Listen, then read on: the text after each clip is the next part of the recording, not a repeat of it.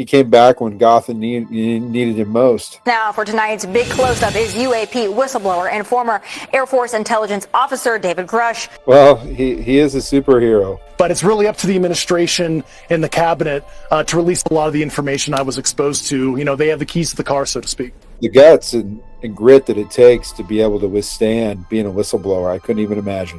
I did get access to crash retrieval photos and everything, so I've seen the recovered vehicles and everything. So I would say that's probably the most stupendous thing, earth-shattering thing that, you know, changed my worldview. Closure movement has tremendous momentum. Like, it's just seems like a big snowball. A lot of it was lenticular discs. Some was crescent moon shaped. I call it the flattened sunfish. There's a bunch of different morphologies that the U.S. government has recovered, from eggs to discs. Gaining more people's attention, and, you know, more people are talking about it. It's showing up in Hollywood blockbuster movies. It's on the news. Laundering money. And I actually bumped into a very serious criminal enterprise, and all that information was actually reported to Department of Justice, and it led to some federal investigations. And there are secret programs, because he's been briefed on them, that stay tight-lipped and nobody knows about. And actually the thing has been leaking, but it's just too shocking for people to even understand. We do keep a lot of secrets as America, and there are multi-decade, thousands of people briefed to certain sensitive activities we do around the world, and it's never leaked. So the government is very good at keeping secrets, but at the same time, this subject actually has been leaking at some level as well. David, just real quickly, are you fearing for your life at all, or blowback? I know that you've been very outspoken. It's a tough subject in the sense of where he's talking about mysterious deaths of friends. And certainly recently, my good Air Force friend, Matthew, call sign Quake Sullivan, did pass away mysteriously before he was willing to come to the Hill to testify about his knowledge of these activities. And Quake was a Bronze Star recipient and an Air Force officer, intel officer friend of mine that I served with. It's easy to write it off as a conspiracy, or to write it off as something that maybe you saw out of the pages of Weekly World News. But I love Weekly World News. I'm not going to get off on another tangent. But I always look forward to it when I went to the store. You know, you have People Magazine and Weekly World News. And I remember my dad's thought, he was just like, man, this is just garbage. And I'm like, but it's awesome. Yeah, Pat, you'd see a headline in the line at the grocery store, be like, Bigfoot marries, you know, Elvira or whatever, and there's wedding photos or exclusive wedding photos. Another one. Have you guys heard of one that's shaped like a potato? Pat, are you saying that strictly because you live in North Idaho? And you drive around with the baked potato license plate? Oh man, I don't have that one, but I remember you were pressing hard. You really wanted me to get that baked potato license plate. I wasn't able to deliver. You know, the palate of the American people is growing to the point where they want more of this. So everybody's hungry for more information, and I think it's a good thing. I think the government's starting to play ball.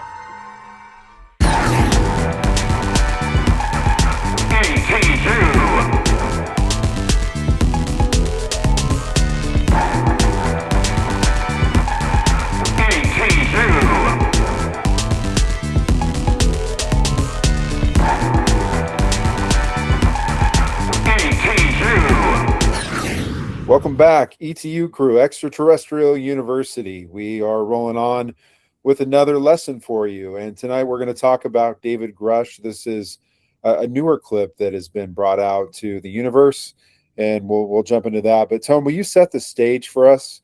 But before we set the stage, there's something that needs to happen. Crooks, I think you can help us out with that. Yeah, I can help you out with this, Pat. I think I know what you're looking for. You know, we've got new information. David Grusch, one of the, if not the most premier, whistleblower in the whole UAP universe. We've got some new info from him. We're excited to see it. Let's talk UFOs. This the Godfather episode. You know, as of recent whistleblowers, he's the Godfather, and I think he's, no more Mr. Nice Guy attitude. He is, like, taking the gloves off. He wants this to happen, and he wants it to go through. He wants amnesty for the whistleblowers. He wants protections for the whistleblowers. Let's just jump right in, Pat. Us now for tonight's big close-up is UAP whistleblower and former Air Force intelligence officer David Grusch. David, I'm bought into this. I watched The Age of Disclosure. I can't wait to watch Disclosure Day on Monday. I'm going to go see it by myself. I am that into it, okay? I know that you are a whistleblower on this, and you're very passionate about this, and for good reason. My question is, these files that are being dropped, how confident are you that this administration is going to give us all the information, maybe that you're privy to or that you suspect? Do you think we're going to get the real answers on the UAP, UFO, alien activity? Yeah, thanks, Tommy. I believe the presser we did earlier this week was helping drive that impetus so the administration does release those files. I know Mr. Stephen Miller is very serious about getting to the bottom of this for the president, and certainly the president was briefed on a lot of these matters his first term as well. So certainly seeing good signs. Very interesting files that were released the other day through the third drop. But it's really up to the administration and the cabinet to release a lot of the information I was exposed to. You know, they have the keys to the car, so to speak. You know, David, Lisa Booth here. A lot of times these sightings end up having ordinary explanations. Tell us about some that you've seen that defy the ordinary. Yeah, certainly some of them are ordinary, and some of them end up being, foreign programs and our own blue programs. Seen a lot of different interesting anomalous videos where we had, orbs cooler than background temperature moving at 400 knots, things like that. Certainly, like I said in my presser on Tuesday, I did get access to crash retrieval photos and everything, so I've seen the recovered vehicles and everything. So I would say that's probably the most stupendous thing, earth-shattering thing that, changed my worldview when I got access to some of that years ago. And I do hope the administration, and I think they will, release that information in a further drop. David, I gotta just jump in real quick there and give you a chance to talk about these crash site vehicles, because you got the hair on my wrist standing up. Just real quickly, I don't want to filibuster Joey here, but I'm very into this. You got it. Tell me about these crash sites that you've seen personally. Yeah, a lot of them looked like what we saw. Some of the reporting dropped on Friday. There was a 1948 memo from the Chief of Naval Operations that discussed the flying disc pandemic that they were having, and they were enlisting help of the Air Force Intelligence Service. A lot of it was lenticular discs. Some was crescent moon shaped. I call it the flattened sunfish. There's a bunch of different morphologies that the U.S. government has recovered, from eggs to discs to crescent moon, boomerang type vehicles. And I got a small smattering sample of that, of ones that have, landed or crashed on the surface of the Earth. David, I hate to bring us back down the ground here, but this is it's another kind of a tangent to this issue that I think that Americans maybe aren't as surprised by. But I want to ask you about recent allegations you've made accusing intel agencies of hiding billions of dollars in secret government spending from Congress. I mean, we know about Air America. CIA has done stuff like that, even Iran-Contra. So we've seen this happen before. It's not, it's not aliens. It's what our government does. But tell us what you know about that. Yeah, certainly. Earlier in my career, I was a counter-threat finance analyst. I actually worked in a special cell looking at arms trafficking and terrorist funding. So I have that background in counter-finance. And what I found was there were haircuts taken to classified black programs to fund this. There was also self-funding cutout companies, if you're familiar, and you mentioned Iran-Contra, and they had cutout companies self-funding some of the arms purchases for the Contras, but also criminal enterprises, unfortunately, is kind of the third way I saw laundering money. And I actually bumped into a very serious criminal enterprise, and all that information was actually reported to Department of Justice, and it led to some federal investigations and things I can't mention now, but the DOJ is actually handling that now, because I bumped into a government-run criminal enterprise that was siphoning money for this topic as well, to pay for kind of the crash retrieval operations off books. David, I feel like to some of the skeptics out there, you just talked about an example dating back to the 1940s. There's been evidence or allegations for decades. And the cynics or the skeptics might say, if there's truly some big conspiracy here to hide all this from us, that's now involving so many people to keep these secrets and keep the conspiracy going. Is that really plausible or realistic? How do you address that question that people might ask? Yeah, at any given time, there's probably several thousand people briefed. And then remember, it's an onion model, so people at the top, you're looking at less than 200 that really know a lot of this information. As somebody who was originally ultra cleared, I was cleared to the entire black budget of the Department of Defense at one point.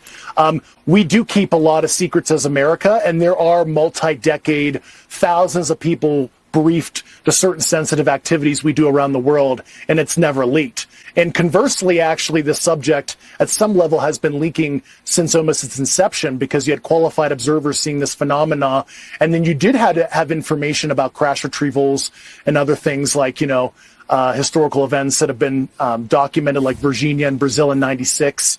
Which the Brazilian defense minister recently in a statement confirmed that event actually happens. And if you watch an episode of American Alchemy with Jesse Michaels, you can actually watch that interview. So the government is very good at keeping secrets, but at the same time, this subject actually has been leaking at some level as well.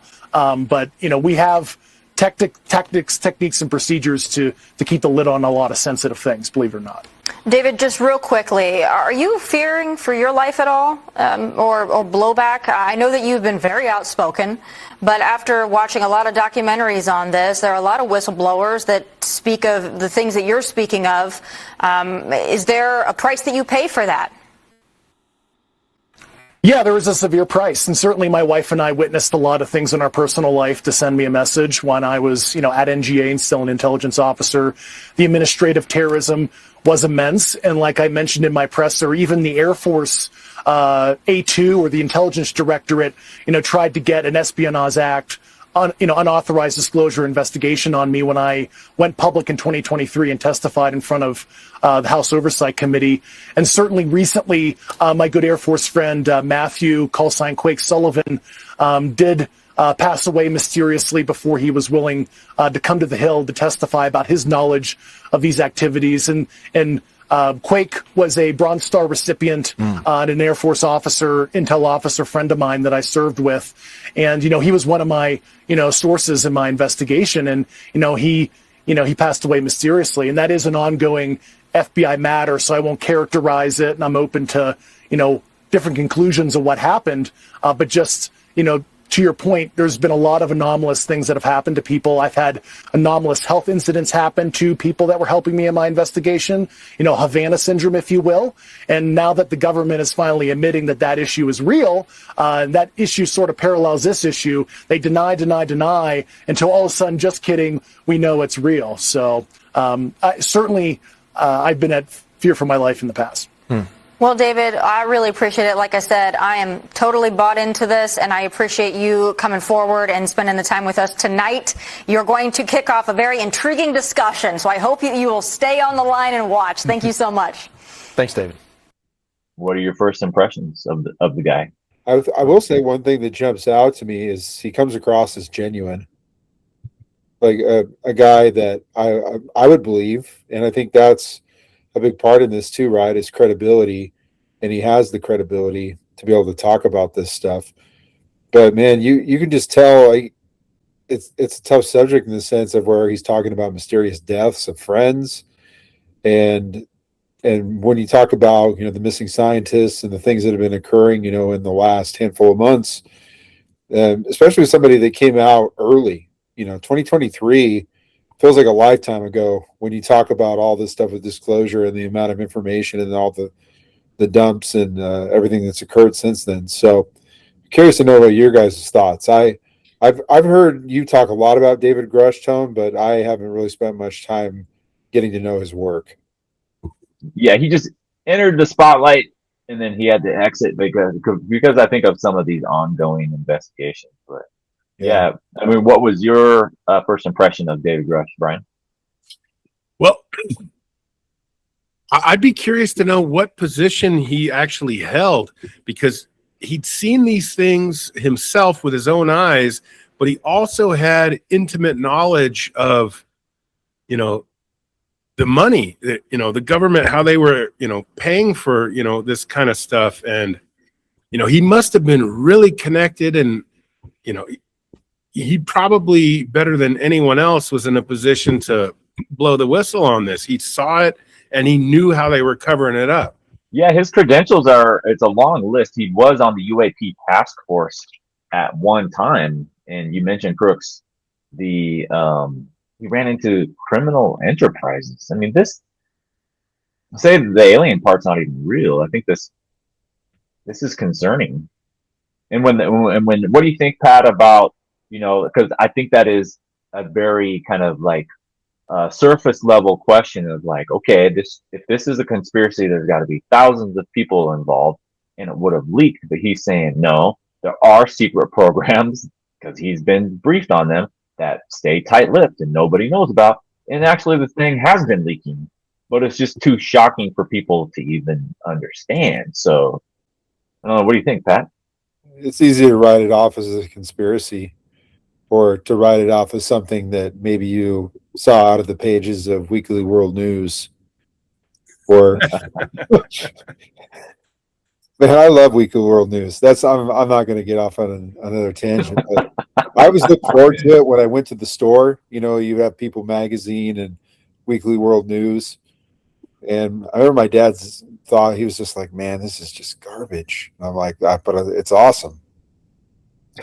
Yeah, Pat, you'd see a headline in the line at the grocery store be like, Bigfoot marries, Elvira or whatever, and there's wedding photos or exclusive wedding photos.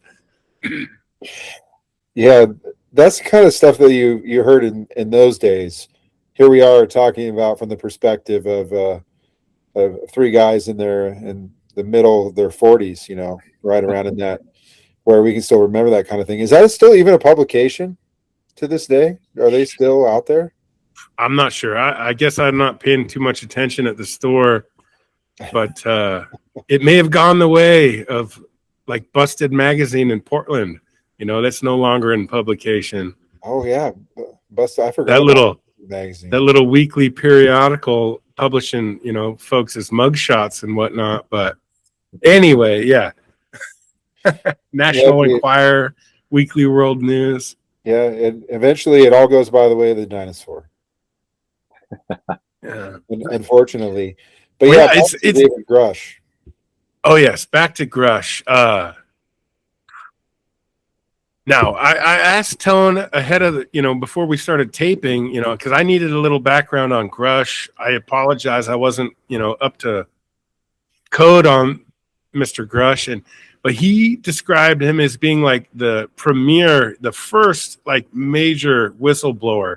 He's got the most clout, probably, the most to lose. There's been others that have followed behind him, like Dylan Borland and maybe Lou Elizondo, guys like that. But from what I understood, Grusch was kind of one of the modern day groundbreaking whistleblowers. Yeah, I think in chronological order, maybe you got like Stratton and Elizondo and Mellon kind of gave Grusch the courage, and then Grusch really stepped forward. And he said, when you unleashed me, you said at the UAP task force, it was my job to look into this stuff. And boy, he did. Like he says he found out that he is on the autism spectrum. And I think sometimes that's a superpower, where you can just lock in and focus and get that job done. And he did a great job. Yeah, I highly recommend going back if you're maybe on a road trip for like an hour and a half.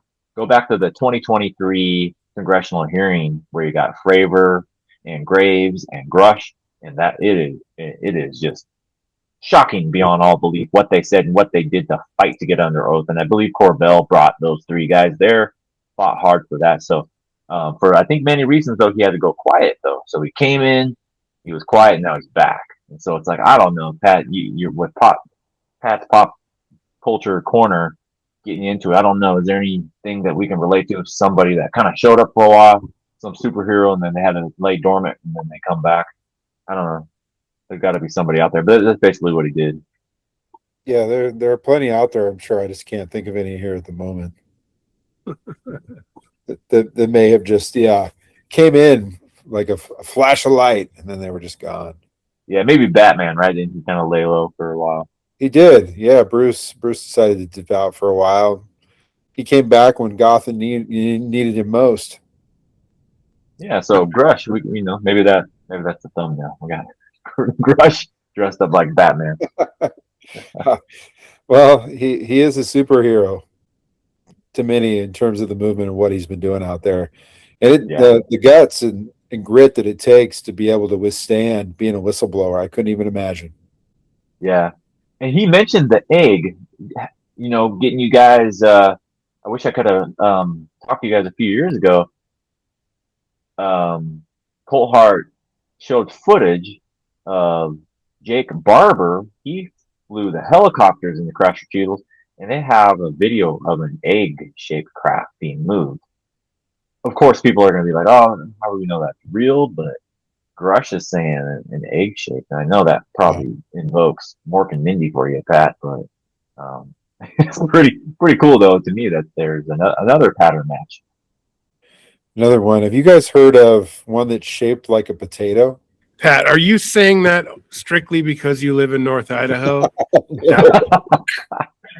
And you drive around with the baked potato license plate? Oh man, I don't have that one, but I remember you were pressing hard. You really wanted me to get that baked potato license plate. I wasn't able to deliver.